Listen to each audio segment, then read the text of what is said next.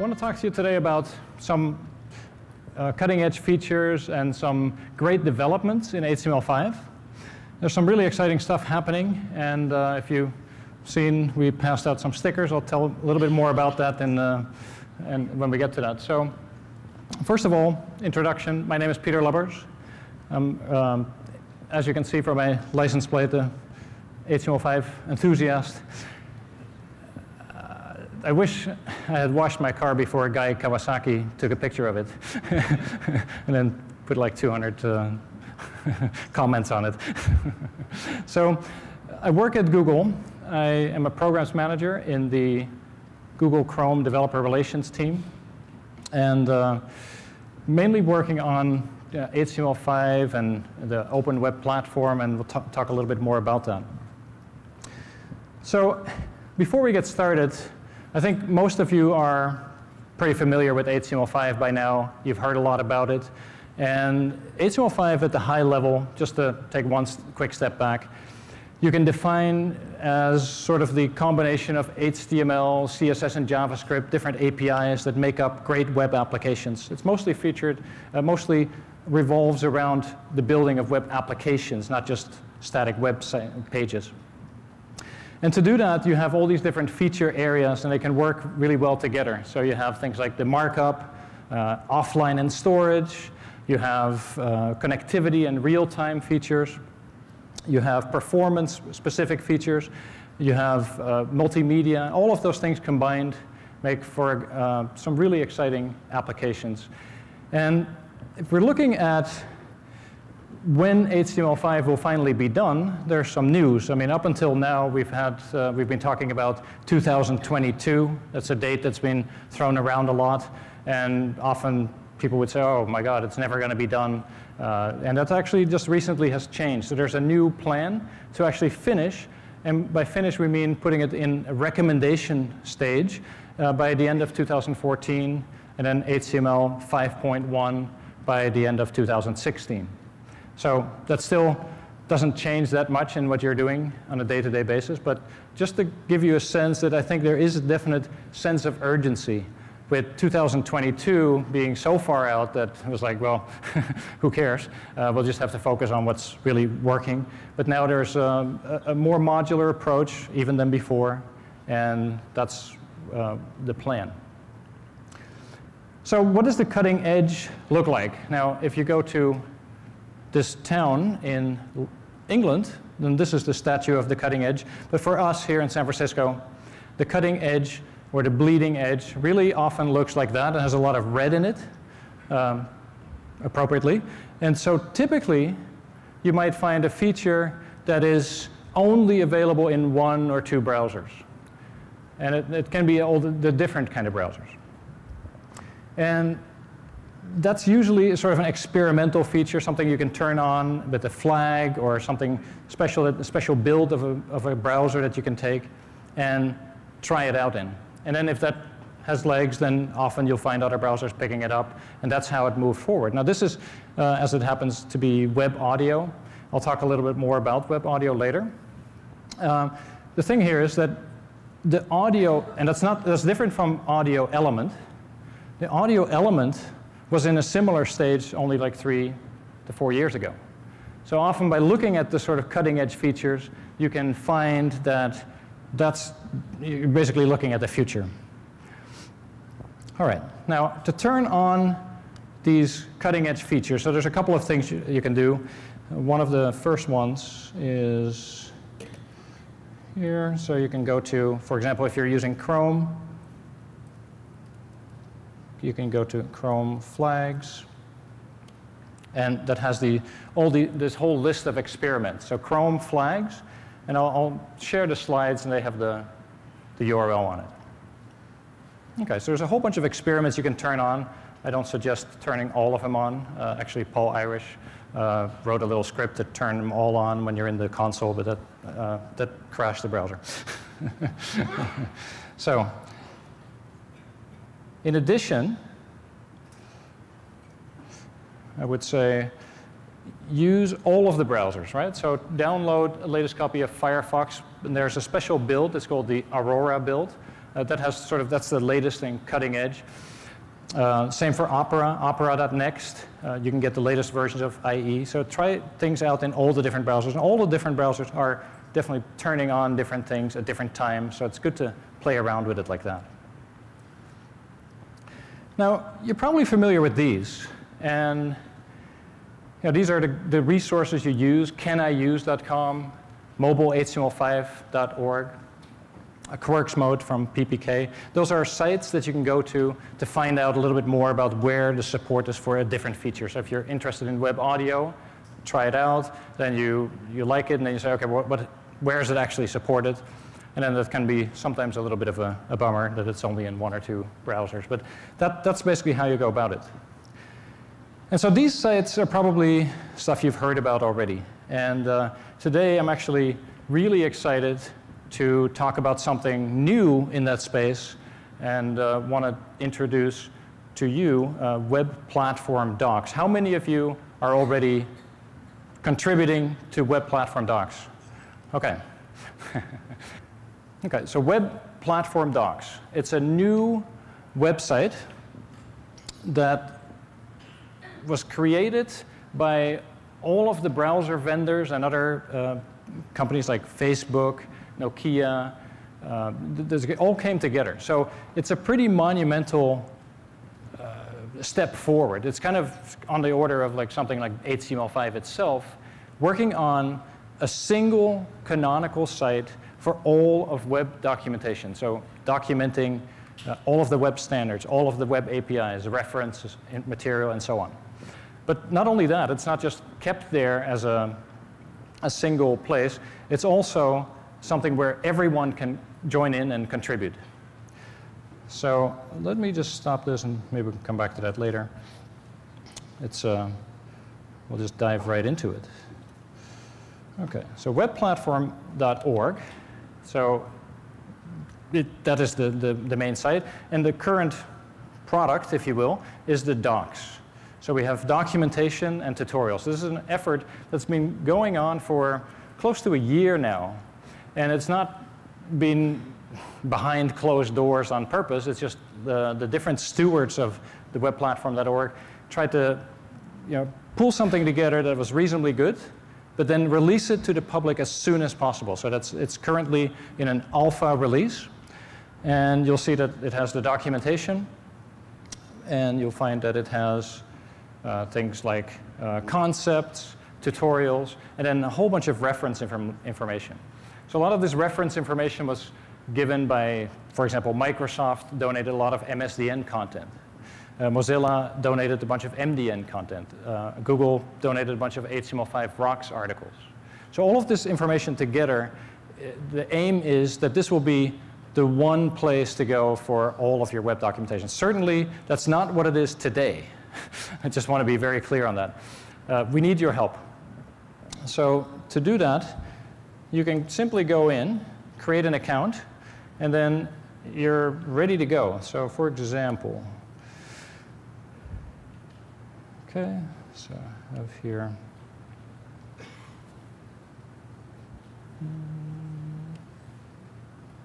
Okay, so let's say I go to a tutorial, and every one of you is probably a subject matter expert in something. So connectivity, for instance. There are some experts here in the room. After all, this is the real-time room. So WebSocket, for example, you can go and drill in, and you'll see an article and a tutorial on WebSocket. Now, you'll see right away that there's some flags applied to this.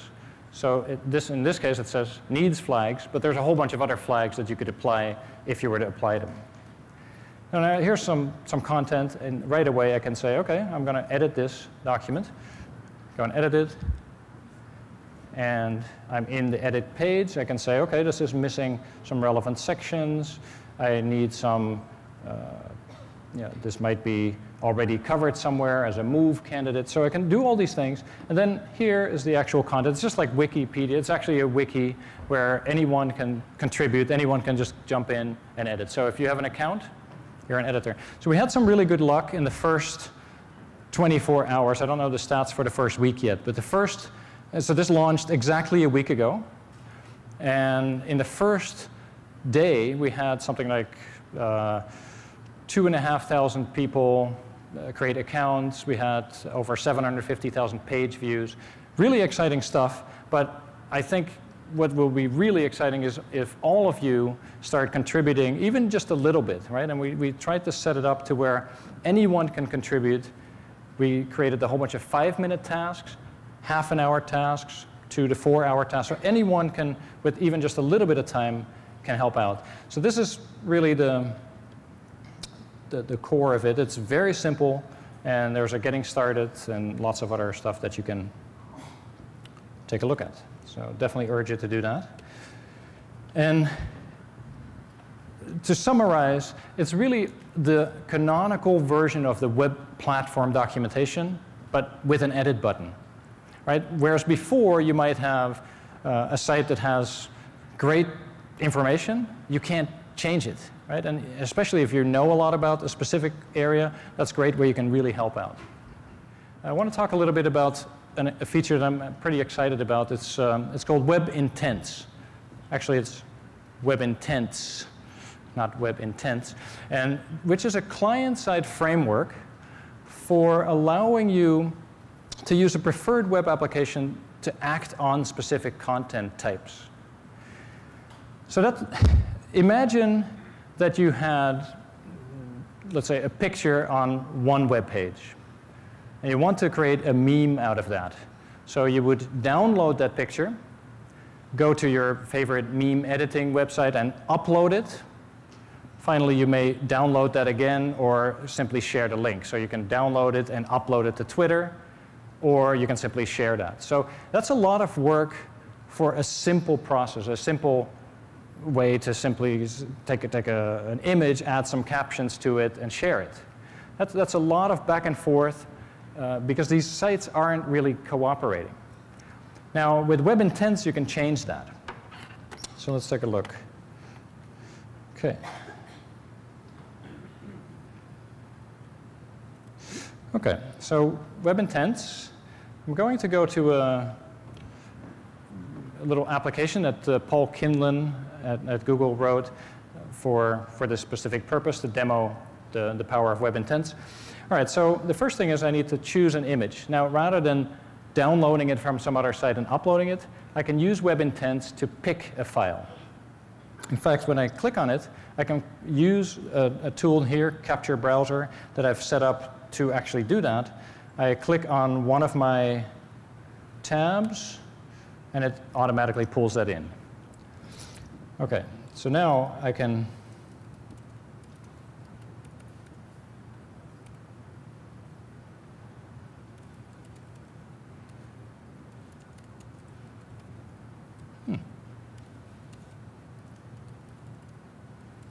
OK, so now that I have that, I want to share that, or I want to put that. So instead of then downloading that file again and uploading it to Twitter or sending that link to Twitter, you can actually use a share intent. So far we've used a pick intent, the share intent that takes both links as well as images.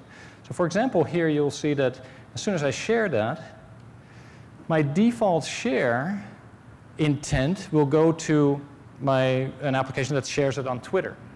So without leaving that page, I've pulled in an image. I can send out a message, basically a text string, that will do all the work for me. So I don't have to leave the browser constantly. So this is one of them. So I can do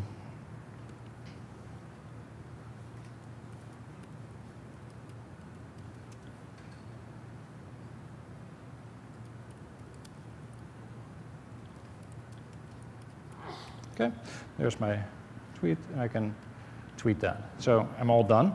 Now, if I wanted to actually share something like that, you notice that it comes back to Twitter. You'll see the deep integration that's already here in the Chrome Canary build.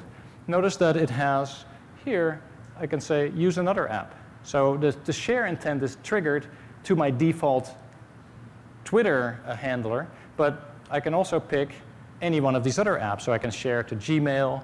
I can use a bunch of other apps. Some of them I may still need to install. So there is an a sense of trust for these applications. You've sort of registered those. But once that's done, you can pick those and very quickly move around. So that's the web intents. OK. All right. So first person to retweet that gets a copy of my book. How's that? OK. All right. OK, so to do that, it's actually a two-step process. First, you need to define in your page like an intent. So you have an intent, you have an action, a type, image, for example, and that sort of wraps up the intent. On the other side, you prepare sort of an intent handler, if you will, to say, OK, when that is called, I will take a specific action on that. So that's pretty, it's very simple and easy to implement. And there's webintents.org for more information. And there's also Paul Kinlan's biweekly Google Developers Live show, which is called Web Intents Wednesday, if you want to know more information. A lot of those episodes have already been recorded. Okay. Now, one of the areas that I'm really excited about is all of the different things that are starting to sort of stream across the network as well as in the pages now. So we've been monitoring this for a long time. With originally I worked at Kazing in the sort of early days of WebSocket. And before that, there was sort of the regular XML HTTP request, and then trying to make that stream was not easy. And there's been an amazing amount of new types of data transfers. Of course, in the past, it was strings. For example, when WebSocket first came out, you may recall, it was just a UTF-8 string with a byte on either end. And so that didn't scale, or that didn't work clearly for binary payload. So that was added late last year. That was all added, and the browsers now support binary sockets as well. And of course, you can get around some of that by packaging it as a JSON object. But really now we're starting to see more and more support for actual binary objects and typed arrays and so on. And also streams. This is literally just landed last week in the specification, so it's not in any browser yet. But you can actually have an XML HTTP request now take in a stream as a response type. That's pretty powerful. That's almost kind of what we originally wanted with, for example, WebSocket, the streaming data. Of course, the XHR will still be a one-way stream, but and you would use bidirectional WebSocket for bidirectional data. But it's interesting where, like, how fast these specifications are moving forward and what is possible. There's also media streams. We'll come back to those in a little bit. The media streams are specifically exposed with get user media, and then later also with WebRTC. They use, for example, the input from your video camera and from your microphone. Okay. So first, let's try an example with get user media that uses that media stream. So get user media is an API that's been around for just a little bit, and it's starting to really be in most browsers. So let's see here. Notice that as soon as I use that at the top of the page, I'll get a warning that this page wants to use my camera and microphone. Ah, sound is also working. Great. And let's say if I use that, then the camera will kick in.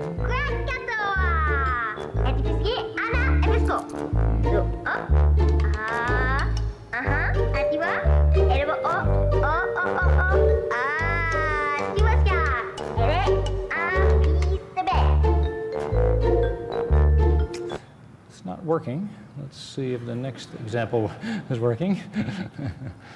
Let's try this. It was working in the speakers lounge 20 minutes ago. Okay.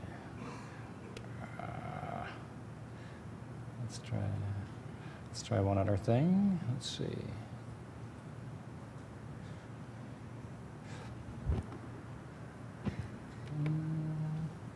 Okay, so that one's working. Let's see. So this is a very basic get user media example. It takes the camera. I had to allow that, and then I have the access to the video stream. I can pipe that either to a video element, or I can do some other interesting things with it. So let's see if I can get the other one to work again. One moment.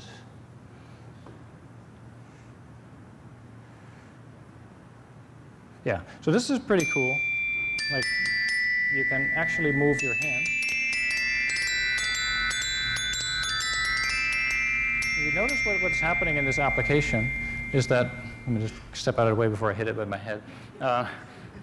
It takes the camera input and it pipes that to a canvas on the right. In Canvas, you can take that and do some pixel manipulation, kind of look for light and dark.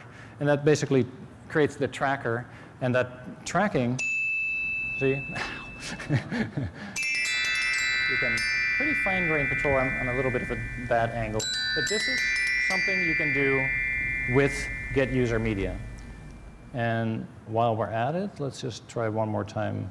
This is an application that we built recently with Cirque du Soleil. It was launched about a week ago, or sorry, a couple of weeks ago. And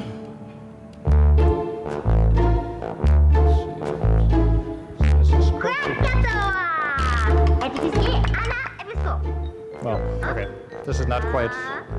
Okay, you're supposed to kind of go like this, but maybe it's the light on this angle. Try this out. It's called Movi Canti Revo.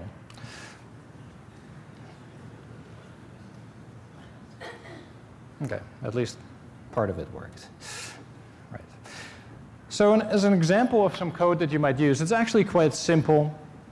You use the Get User Media API to get either access from your video camera or from your microphone, and then you capture that and you either pipe that to a video element or you do something else with it. For the sound, for example, you can work with web audio to change the sounds and do something interesting with it. So fairly simple. Now, WebRTC extends that a little bit more. WebRTC is a new sort of protocol for real-time web communication using, let's say, the video streams, or think of it like Skype, but in a browser using open web technologies.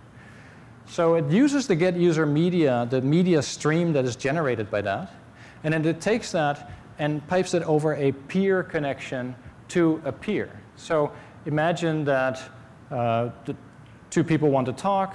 You can perhaps use a common server for authentication, get a token so that you can connect directly. And as soon as that's set up, you would be streaming towards each other. So it's kind of like having a server in your browser as well to communicate. But otherwise, the main video feed would go through the central server, which would not scale very well. So that's pretty powerful. There's a great application. I don't even think I'm going to try to attempt to do this right now with the conference Wi-Fi. But definitely check this out. I'll post the slides. And it's a little game called Who Am I, where you play against another person, and you have to guess who they are, some sort of celebrity. That's pretty cool. OK, the WebRTC, in addition to using the Get User Media and taking that feed in, you also then need to push that over a peer connection. So some of the code here explains how you can create these new peer connections, send your local data over the local peer connection, and receive information over the other peer connection. It's actually, I mean, it's not super simple, but it's fairly quick to get started. There's a great HTML5 Rocks tutorial that describes how you can create a simple application like the one I showed you earlier. Okay. Now, continuing on the streams, there's web audio. And I mentioned the cutting edge support in the beginning. Web audio is currently in very few browsers. And it's not to be confused with the audio element. So the audio element, that's supported everywhere. I mean, we have the whole codec issue where some browsers support one codec and others do others. But really, that's everywhere. And the support for web audio is something else. It's an API. It gives you the ability, Chris Wilson at Google did a lot of work with this, and I'll show some of his demos. He said it really well. He said the ability to create rich audio applications without a degree in audio engineering, because it gets very complex very quickly. So the advantages from that over, say, the audio element would be that you can do a lot more with it, and you can do in real-time modifications to sounds. You can you can connect, for example, the sound to something that changes the sound and then to the output. So it's effectively you're working with a whole bunch of nodes that are connected. I'll show you that here in the Web Audio Playground. This is the part that Chris Wilson put together.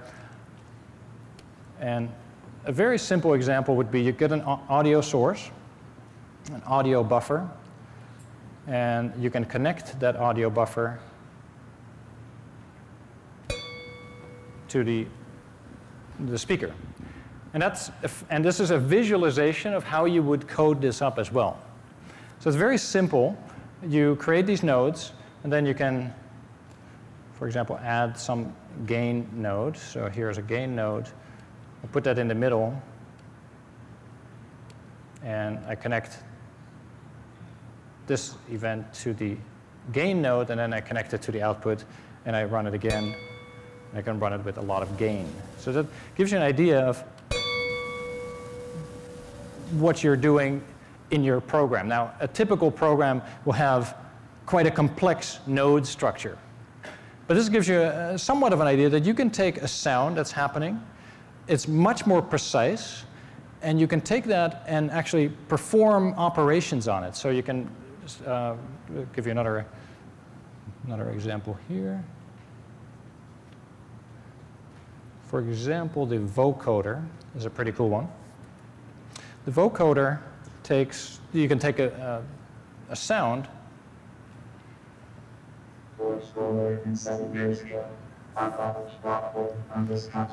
Should I download this new version? Let's cancel that for now. So here's a WebGL visualization of the data that is being spoken as from an OGG file that is loaded already. That's pretty cool.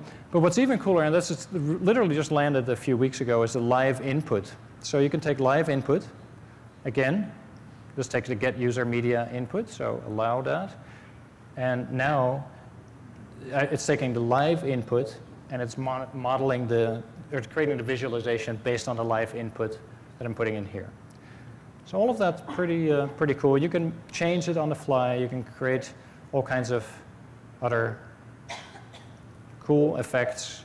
You can play around with this. This is all on GitHub, and you can hack away on it. Okay.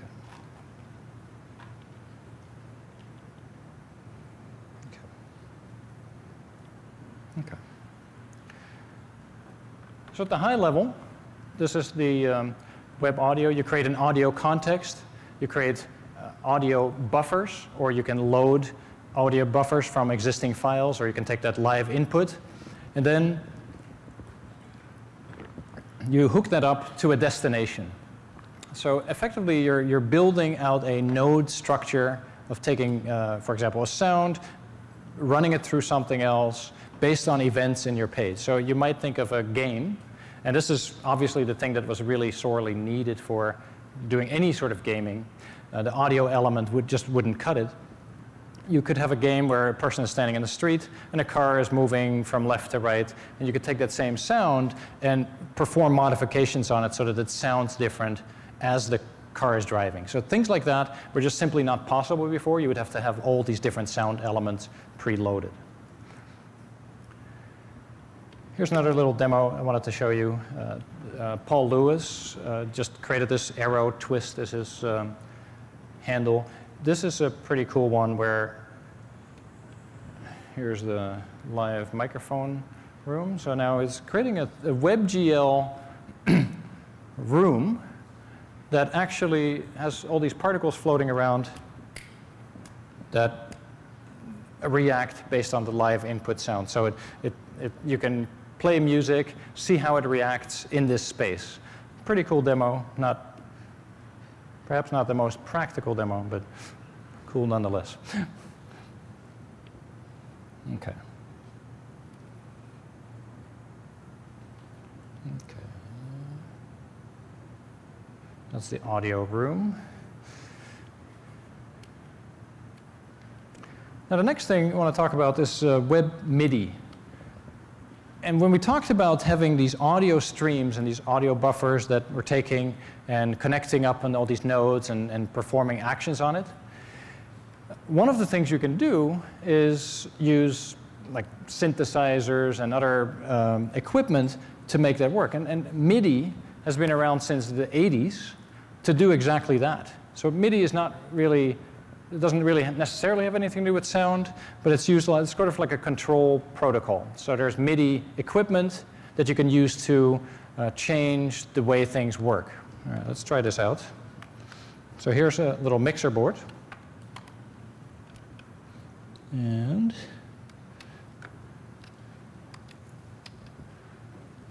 there.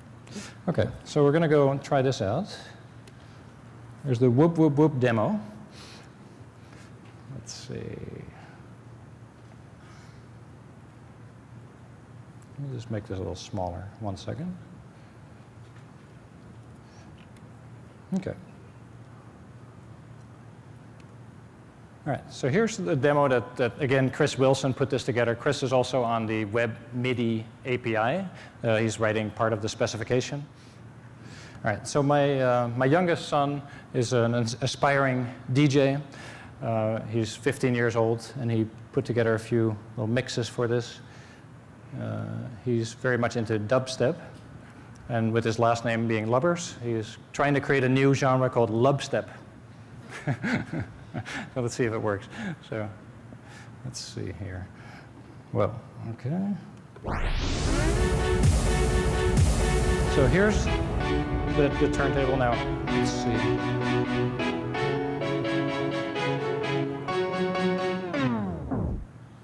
Hold on. Don't clap yet. All right, let me just try this one more time with this little doodahs here. Okay. It should be working. One more time with feeling.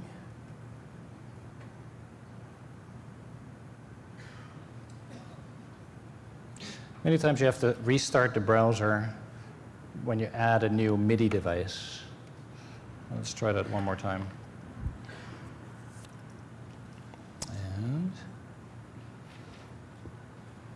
okay, so by the way, you notice here that they have like drag and drop enabled. So that's something that a few years ago, very few websites could actually do. So it's just one of those things that just evolved pretty well. So here it is. Okay, so here's the mixer board, MIDI input. So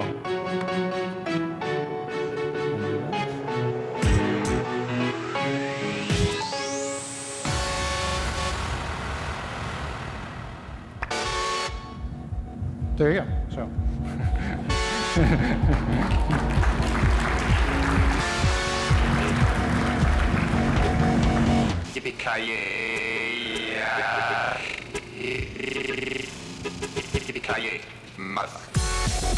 see, you can use it. There. Okay. So fun stuff you can do with these different devices.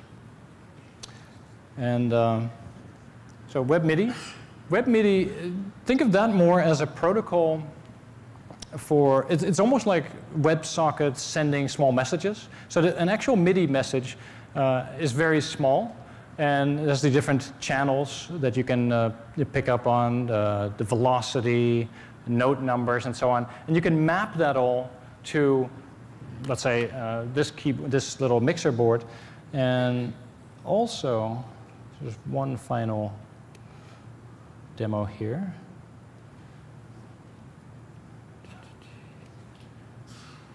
Another pretty cool one is the no.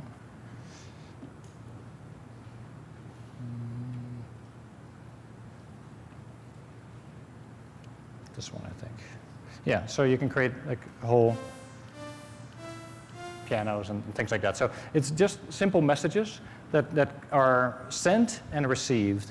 And if you look at the code for WebMIDI, of course, to do the whole thing would require lots more code just to basically map every single key to one of the MIDI messages. But if you look at it, it's basically a matter of sending and receiving, and just once you've got that all fleshed out, there's already a great little polyfill that Chris wrote to make this work. So you can actually see that in action right now while the browsers actually add the native support for that. Pretty cool. So another cool little thing is the Gamepad API. So you notice that a lot of these examples have something to do with gaming, and I think out of all of the different application types, games push the browser forward probably the most, right? They have very high requirements, so it helps to push things forward. And the Gamepad API, unfortunately I can't demo it because it's, you can literally take a USB, let's say a PlayStation controller or an Xbox controller, plug it into your laptop.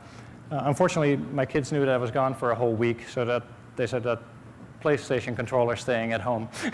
So I can't show it to you. But try this out. We actually created a little Google Doodle with Gamepad support. So if you go to this URL, again, I'll post the slides later. You go there, then you can, there it is. And then in this case, I'm just going to use the keyboard. And I'm suck at hurdles. Okay. I'm an ultra marathoner, not a sprinter. So there. Thanks for the tip. Yep. Close that. So actually, if you want to see how this is all built, there's a great article, again, on HTML5 Rocks that describes end-to-end how this particular demo was built, and it's pretty cool. There's also, related to that, there's a pointer lock API where you can request the pointer, that the pointer doesn't interfere when you're playing a game. For example, if you happen to move the mouse slightly, it can sort of lock that out so you're not disoriented. Okay, so Gamepad API. Fairly straightforward. You check if there's Gamepad support. You start polling. Basically, you're constantly checking to see for the input. And fairly straightforward. You can pull something like this together. Again, use a few libraries that are out there already to make it a little simpler.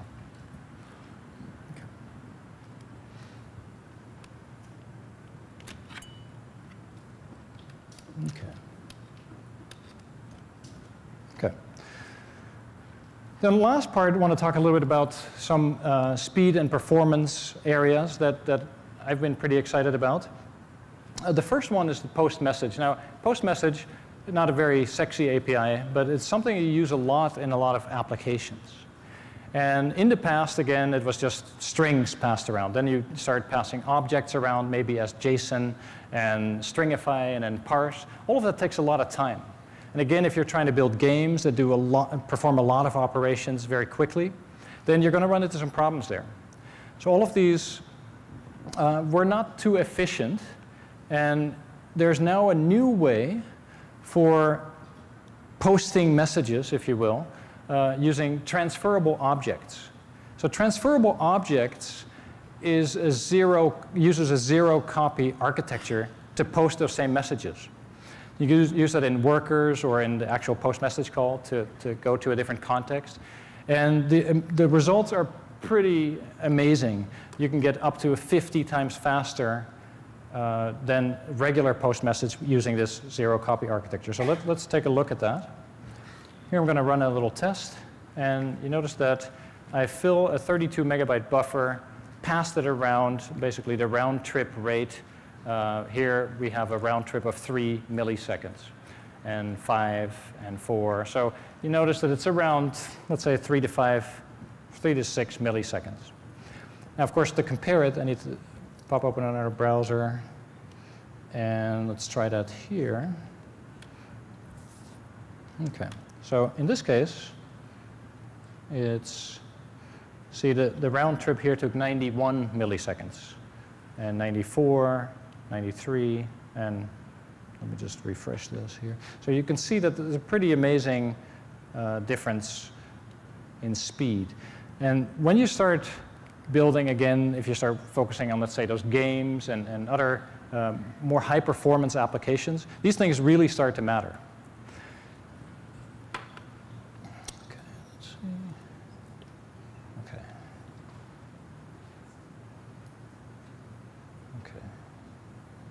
Okay, another quick demo I wanted to give you, performance related, is this one here.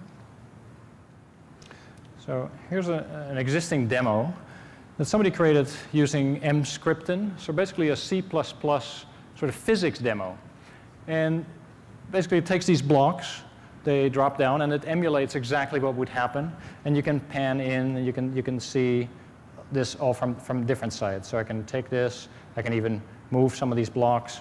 And this was an existing, basically a C++ program. And it was then sort of cross-compiled into using this mscripten library to JavaScript using WebGL and sort of the physics emulation. And there's a lot of calculations happening, as you might imagine. And so a similar, so anyway, so that's with 5 blocks, and it's moving pretty well. I just wanted to show you one thing that we've been working on as well at Google. It's called Native Client. And it's an open project. We're definitely hoping to have more people on board on that. But here you can, so John McCutcheon was one of the engineers on that project, thought it would be fun to compare and say, take a little bit larger payload. So it took 400 random cubes and using native client acceleration modules to actually speed up the way that this works. And you can actually hold parts of them down and move them. Let's see here. You can take blocks and wreak havoc on the rest of the blocks. So you can see that, okay, so this is using effectively direct C++ code running in the browser. And it's passing that, it's in a, what we call like a double sandbox. So it's very secure, but it's native client code running and effectively interfacing with JavaScript. Again, these post message and transferable objects are used in all of this to pass messages back. So you're actually rendering everything on the client in JavaScript, but you're using, in this case, what is called native client acceleration modules to speed up parts of your work. It's an interesting approach. This is a way that some of these games may eventually, it may be better to use that kind of an approach than to build it all the way from scratch using JavaScript. Okay, so that, okay. Just an aside, really. Mm-hmm.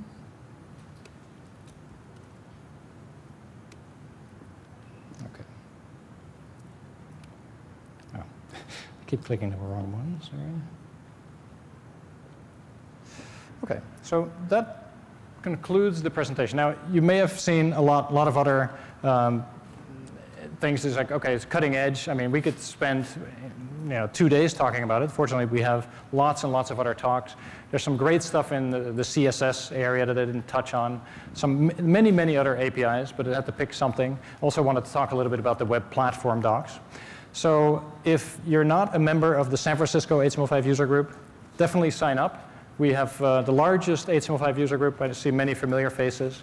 It's also, we have free, we have live streaming events as well as recorded events. So definitely check that out.